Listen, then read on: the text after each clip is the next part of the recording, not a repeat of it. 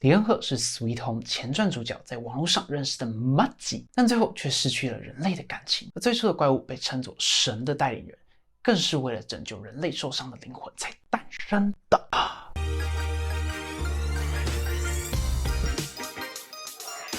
大家好，这里是 Lucas Man， 我是 Lucas。怪物的起源以及李恩赫成为新人类黑化的内容，都在这部 Sweet Home 原作的前传《猎枪少年》被揭露。故事有一点长，所以我先说结论：人类怪物化的原因，可能是因为一个拥有特殊能力的孩子，还有一个想要打造新世界的变形种。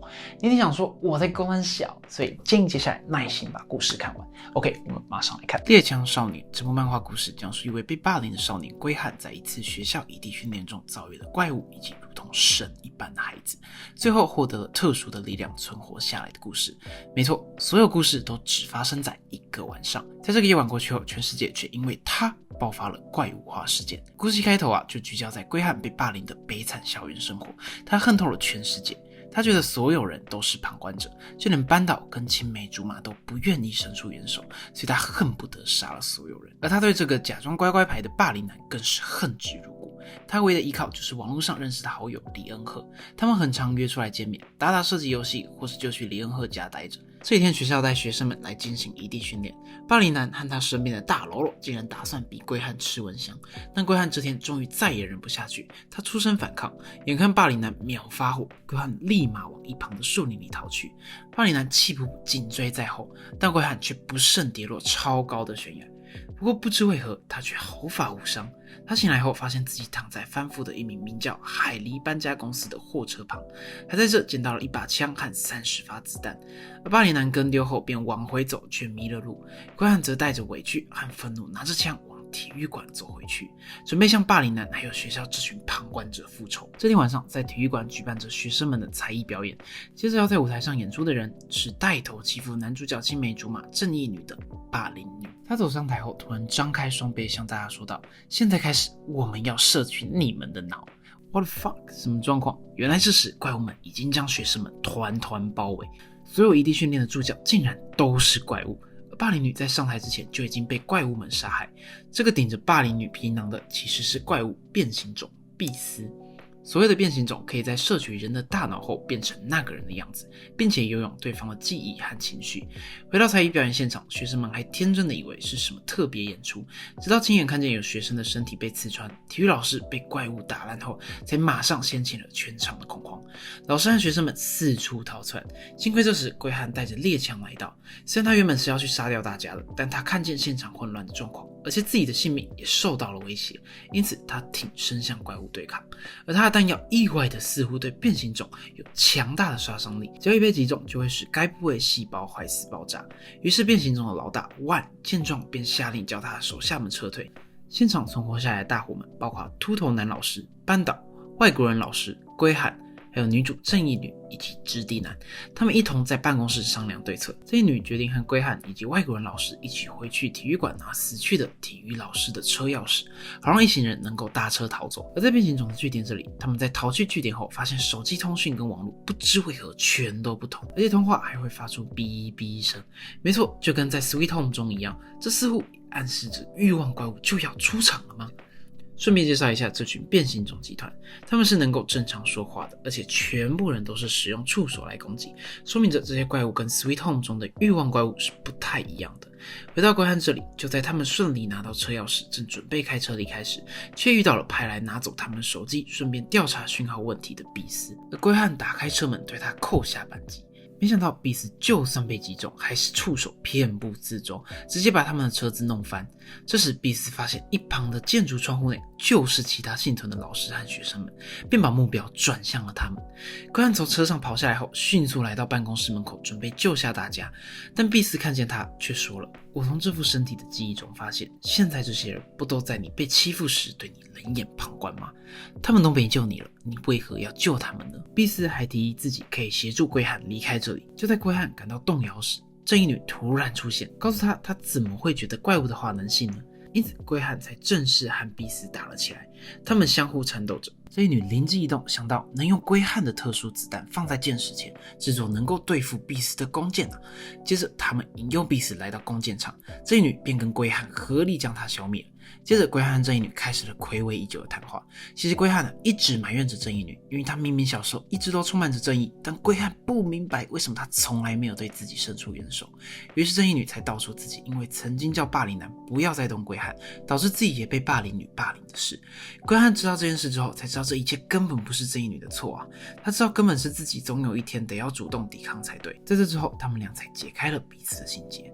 而外国老师从车上终于醒来后，遇到了直敌男，接着他们跑去社团办公室找到能用的武器。而这里有一个小彩蛋，就是 Sweet Home 中拿刀的国文老师原来是这所学校的老师。而外国老师拿了一把刀后，他们继续前去寻找其他人。故事来到霸凌男这里，他在追龟汉的回程路上迷了路，现在则巧遇了间谍女以及大小喽啰。霸凌男从他们那边得知了怪物的出现，但他觉得这些事听起来也太荒谬了吧。不过当他到体育馆看见满是尸体后，他才终于相信他们所说的。而这四人呢，一同在山中走着走着，突然间一个可疑的少年出现在前方。有趣的来了，他竟然和 Sweet Home 原作的怪物们一样使用了注英文，难道他就是欲望怪物吗？这时可怕的是，霸凌鬼就像猎物一样，不断喊着这个少年这么可疑，一定就是怪物。而少年用注英文说着那一猜还是怪物。突然间他就被霸凌男乱棒打到喷汁，在场所有人都看傻了眼。他们想说，要是这个人不是怪物而是人类该怎么办？霸凌男却说了，不是说怪物会变成人类的样子吗？那只要不管看到谁都把他们灭了，那我们就不用怕遇到伪装成人类的怪物了啊！实在是有够变态又不理性，让人直打寒战。而在森林某处啊，田径女和可悲男出场了。他们两个逃离体育馆后，意外来到海狸搬家公司的据点。他们打算分头查看这里是什么地方，并且寻找对外求救的办法。但可悲男一下子就领便当，真的可悲。不过田径女走进办公室，发现这里其实实际上是一个名叫 MN 的研究组织。而他在依照桌面上的电话指示拨打了客服后，透过预留的语音讯息得知后方有枪跟子弹，并且按下通话键可以请总部派人协助。就在田径女一按下通话键，化身为可悲男的怪物李突然出现了，并按下了停止键，两人就这样开始对峙。田径女趁乱好不容易逃出，跑着跑着，李却突然抓起了可悲男的尸体往他那边抛去。就在这时，霸凌男遇到了田径女，还有他身旁倒卧着的可悲男的尸体，于是他咬定他就是怪物，再度一棒往田径女头上用力敲了下去。田径女眼看这男的根本疯了，不可能相信自己，并又往一旁拔腿就跑，而李也同样追了上去。但在这之后没过多久，霸凌男忽然间流了鼻血就昏倒了，而田径女一直奔跑，却难逃怪物里的追击。就在他身受重伤千钧一发之际，少年 Zero 再度出现，他一边使出防护罩阻挡，一边使用念力攻击轻松碾压住李。李在濒死之际迅速逃回据点，而 Zero 则使用了治愈能力将田径女救了回来。但田径女却还在恐惧里头，睁开眼一看到 Zero 就吓得飞奔离开。而在龟汉和正义女和解后，两人将弓箭都抹上了特殊弹药，前去寻找其他同伴。路途中他们遇到了郝老师以及班导，接着他们决定前往当初捡到枪的搬家公司卡车旁一探究竟。在这里他们发现了卡车车厢内竟然装满了奇怪的胶囊，其中一个破损的胶囊上面还写着 Zero。 突然间外头传来郝老师的尖叫声，原来他发现了草丛内的卡车司机尸体。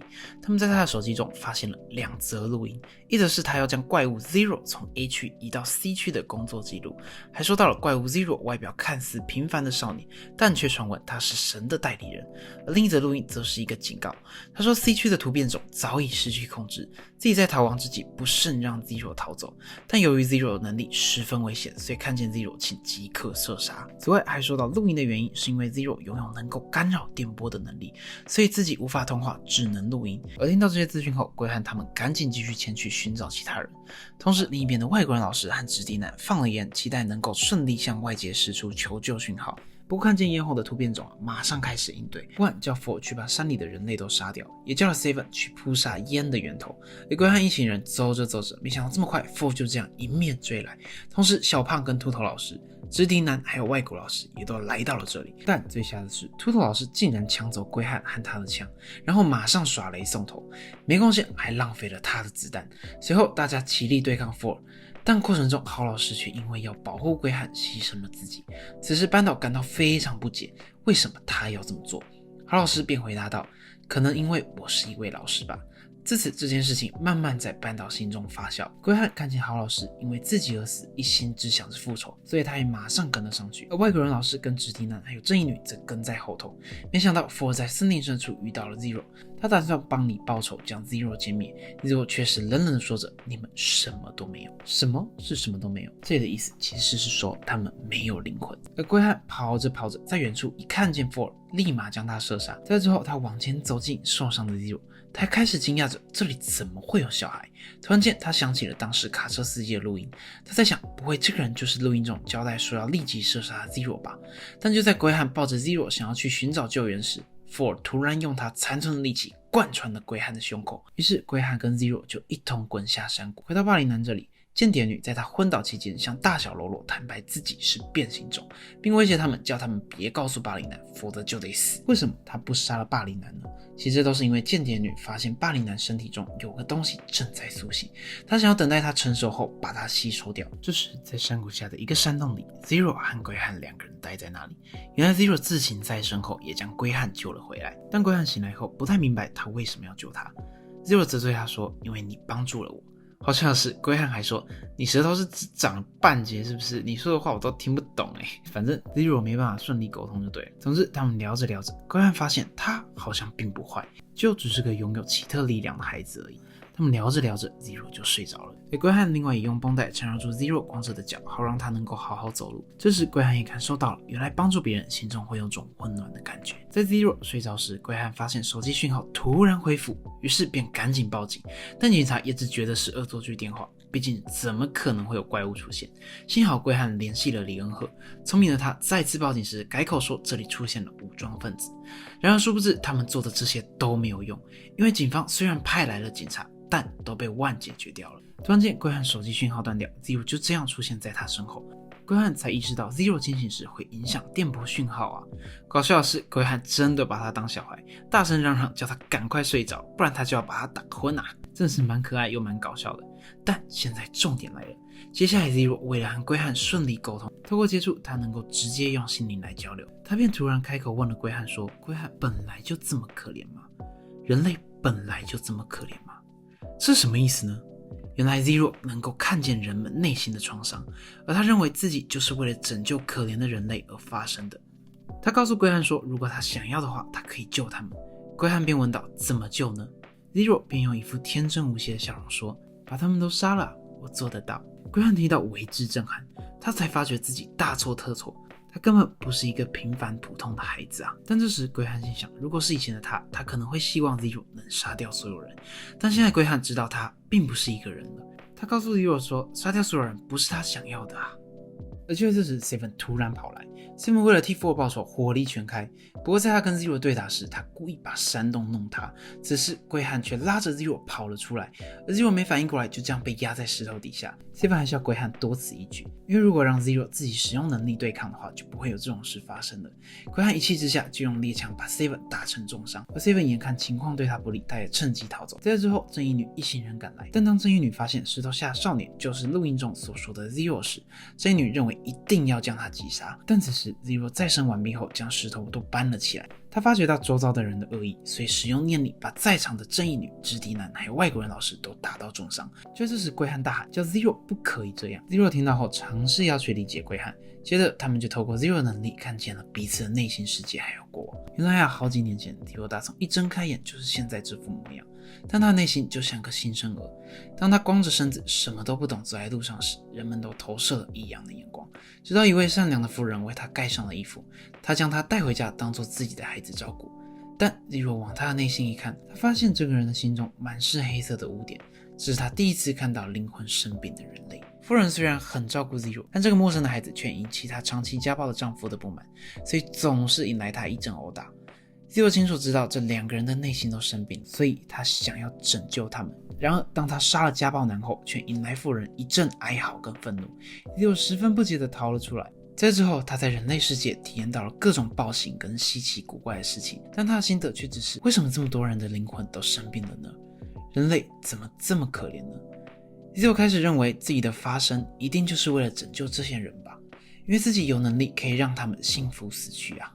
这一天呢，Zero 在许多变形中的实验地点被发现，于是他就被带回了 MM 其实是 Monster Museum 怪物研究中心进行研究。在这里他们进行了许多不人道的研究，不过总有一位心地善良的大姐姐对 Zero 照顾有加，但 Zero 却发现她也是有着生病的灵魂。Zero 决定给这个姐姐一个特别的礼物，那就是让灵魂能够释放欲望的地方，也是 Zero 认为能够迈向幸福的方法，那就是产检。姐姐就这样一开始在公司发病流了鼻血，之后就渐渐没了消息，因为她在自己的家中化作了产检，在潜意识中与自己曾经失去的儿子幸福快乐的生活着。龟汉突然大声喊道：这算什么幸福？这是虚假的幸福啊！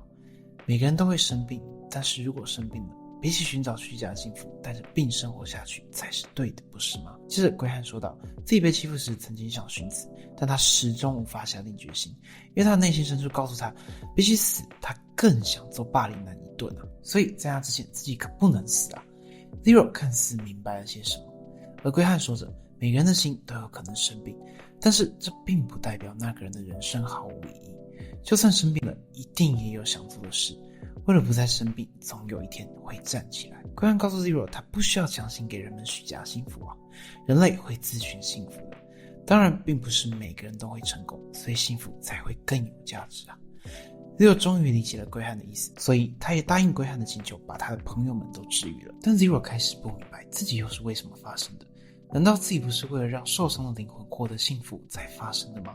自己存在的理由又是什么呢？龟汉这时温柔地告诉他，你并不是发生了，你是诞生在这个世界上的。存在的理由又有什么重要的呢？你只要开心的生活下去就行了啊！天哪，我都要被感动哭了。而Zero又问龟汉，那你可以和我开心的一起生活吗？就在龟汉 say yes 的那一刻，一只触手突然刺穿了 Zero， 原来是万来了。其实万之前感觉到 Zero 的存在时就不停地寻找他，但他并不是想为他的伙伴报仇，而是想要获得神的力量。Zero 叫大家快逃，自己会应付他们，但龟汉离开不远后就决定要回去帮 Zero。 龟汉严肃地告诉大家，只有 Zero 才有办法阻止这一切啊！不过就在此时，龟汉也滴下了好几滴鼻血，很明显的他也正在怪物化了。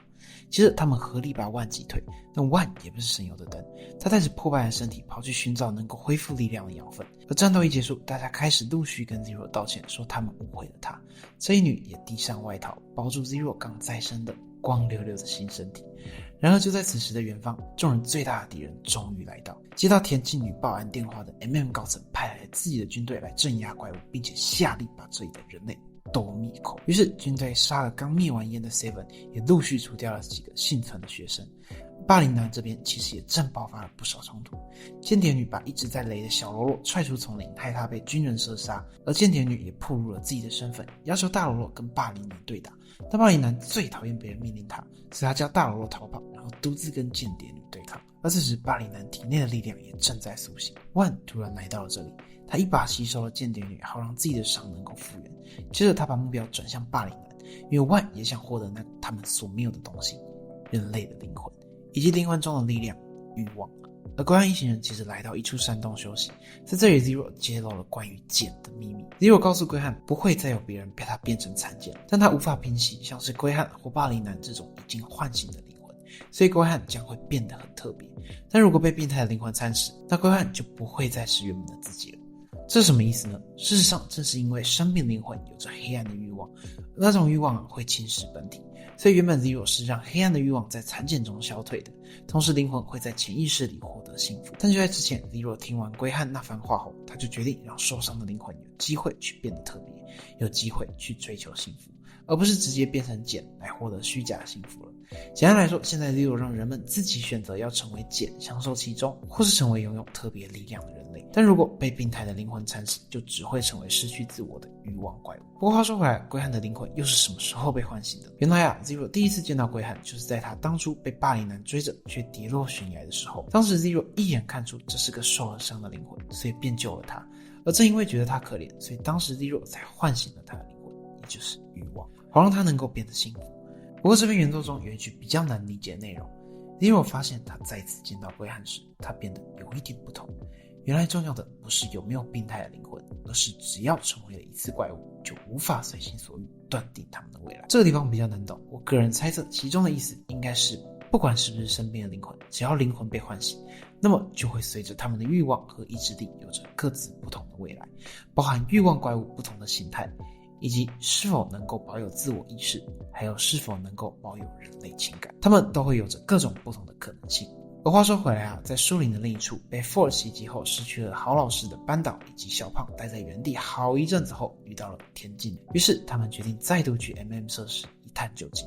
然而进到里头后，就直接遇到了 MM 派来的军人，但他们却以为军人是来协助他们脱逃的，于是他们渐渐深入毒窟。而龟汉一行人发现 Zero 有能够知道人类生命体位置的能力，于是他们决定前去寻找幸存的人们。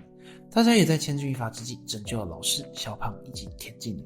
这个部分值得一提的是，当时军人丢下一颗手榴弹，但班导竟然扑过去想要保护小胖，想必他是受到了好老师的影响吧。幸好Zero 用念力迅速把手榴弹移开，拯救了他们。而龟汉再度透过 Zero 的心电感应还有感受生命体的能力，了解到巴里南已经成为了失去理智的人形怪物。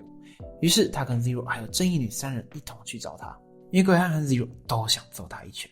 然而他们离开美国多久，其他人的危机就来了。因为 One 在吸收间谍女恢复后就开始在寻找 Zero， 而他现在就来到了 MM 设施。在这里他向班导问出了 Zero 的下落，但他却还是打算杀了所有人。这时班导勇敢站出来跟他谈判，没有人性的 One 就告诉班导说，他吸收了间谍女，所以他知道班导是一个懒惰成性而且对学生漠不关心的老师。不过如果他愿意牺牲自己，他就愿意放了所有人，因为他心里打定班导根本没有这么伟大的情操。万万没想到班导竟然愿意牺牲自己。老实说，我好喜欢班导这个角色，他充满着人性自私以及道德两难的思考。在之前郝老师就曾经跟班导讨论过，如果自己不会游泳，但看见掉进水里的人，你会选择跳进水里吗？而这时班导心里就在想着，就是现在吧，我该跳进水里的时候。想必这是受到当时郝老师临死前说，可能因为自己是一位老师吧，所以才牺牲自己拯救了龟汉。而且班导就算选择牺牲自己拯救大家，他也不忘放弃抵抗，拿起刀冲向了万。但最后班导还是牺牲了，而万也遵守约定放过了其他人。而在龟汉来到巴里南面前时，巴里南拿出从军人那偷来的特殊子弹和猎枪，他发现这个子弹对自己或是变形种都有极大的效果，但没想到他却射中了正义女。龟汉赶紧请 Zero 治疗正义女，自己则是前去和巴里南战斗。在这场战斗中，巴里南不断挑衅，还说龟汉会被欺负是他自己的问题，因为就算不是被自己欺负，别人也会欺负他啊。哇，到底是怎么有办法理直气壮讲出这些话？总之，龟汉凭借意志力以及他逐渐苏醒的怪物之力，终于把巴里南虐爆，实在是非常痛快。但就在巴里南装哭道歉，想要偷袭龟汉的时候，他后脑勺后方就突然被插入了触手，直接就被万吸收。天哪，会不会太便宜这个垃圾？而距离这不远处 Zero 打算要治疗正义女时，却发现自己似乎过度使用了能力，而无法使人体自行再生。Zero 告诉正义女必须要牺牲别的生命才能够治疗她，正义女则流着泪说她很想活下去，但如果得要牺牲别人的生命的话，感觉是不太好的。哇，这是一种多贯彻自己的正义啊！没想到这时 Zero 突然转过身走向树林，转眼间树林全都变得干枯了无生机，而正义女的伤也转眼间全都被治愈了。Zero 则对她说，就当作是报答你给我的外套吧。随后就是万跟龟汉的战斗了， Zero 跟正义女也赶到了现场，然而他们之间的战斗 Zero 根本使不上力，因为他已经几乎没了力气。而龟汉虽然不敌万，所以不断游走在死亡边缘，但他一直拼命告诉自己他想要活下去，因为他家中还有生病的爸爸在等着他，所以他透过意志力和生存的渴望不断激发出了怪物的潜能，最后才终于用猎枪顺利击败了万。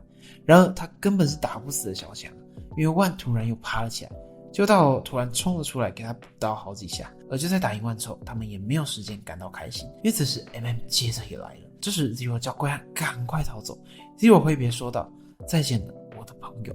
龟汉不太明白，他不去救自己的朋友，反倒离开去救当初冷眼旁观的老师跟同学们，这样是对的吗？但他知道他如果回去跟 MM 战斗，很有可能大家就都无法活着回家了。于是他流着泪水往回 MM 设施去救大家，然而 Zero 的力量根本所剩无几。Zero 奋力抵抗一群 MM 巨人后，一个不注意的就被奸诈狡猾又打不死的万吸收了。我的 fuck 也太突然了，吸收到底是什么鬼能力啊？还我 Zero 啦！在之后龟汉回到设施营救还待在那的人，然而不幸的是，所有人成功逃出设施时却不敌大批 MM 军人。导致每个人都遭到射杀。天哪，难道是悲剧收场吗？但在One吸收了 Zero 后，他感受到了 Zero 的记忆和情绪，还接受到了 Zero 对归汉的感受，于是他就跑去救了所有人后才离开。算你很有良心。One 接着把 MM 所有人都解决掉，还吸收了 MM 指挥官的脑，获得了 MM 机构的资讯，接着就索性在路边搭了台便车，而他搭上这台车其实就是杀死车贤秀家人的卡车。约不久后，这个司机就即将出现怪物化的症状，毕竟One现在打算就是要让世界重新开始，才能够达成他想让世界变得更好的目的。而大家逃出后被送到医院，紧接着就迎来了怪物化的世界。然而当时他们逃出医院后就被 MM 所抓住，但幸好怪物化事件爆发，所以 MM 就饶了他们，代价是归汉要为他们所用，作为猎杀新人类为佛门系的武器。1年后，归汉、正义女、外国老师3人投入了新的任务。归汉似乎受到了 Zero 的影响，周遭的怪物都不会攻击他，但归汉这天万万没想到，他这次的任务的目标竟然是李恩赫。正当他举着枪却下不了手时，突然各位熟悉的身影出现了，没错，车贤秀。这时他对归汉举着武器，而归汉怀疑着他是新人类，但又觉得他不是。而这时的车贤秀一行人也包括了车贤秀、边上玉、恩佑、智秀还有佑利。恩佑很惊讶看见归汉在这里，因为以前归汉总是来找李恩赫玩。总之他们都放下武器后，所有人就看着车贤秀走向了前方电影院。原来这天是车贤秀和李恩赫约好要会面的日子，而李恩赫告诉车贤秀他已经没有人类的情绪了，他也骂车贤秀是新人类的叛徒，甚至还被旧时代所利用。接着李恩赫叫车贤秀回去告诉恩佑，他对他已经没有任何兄妹的感情了，还对车贤秀撂下一句下次见面他们就是敌人了。难道这暗示着李恩赫势必将成为反派了吗？ OK， 故事就说到这边，相信大家对于怪物起源都有一定的了解了。关于 Sweet Home 剧版第3季，因为我还没细看第2季，所以也只能略猜个一二。总之既然确定李恩赫回归了，看他最后冷笑的样子，我想10之8九也是没了感情了，更觉得很有可能成为新人类黑化成跟车贤秀为敌。另外如果神秘女孩是以 Zero 为原型，未来也有机会展现出其他的能力。我相信第3季一大重点当然还是会摆在伊景还有他女儿以及南香园3人的过往以及他们接下来的发展。OK， 今天影片就到这边，别忘了按赞、订阅、开启小铃铛。我是 Lucas， 我们下次影片见。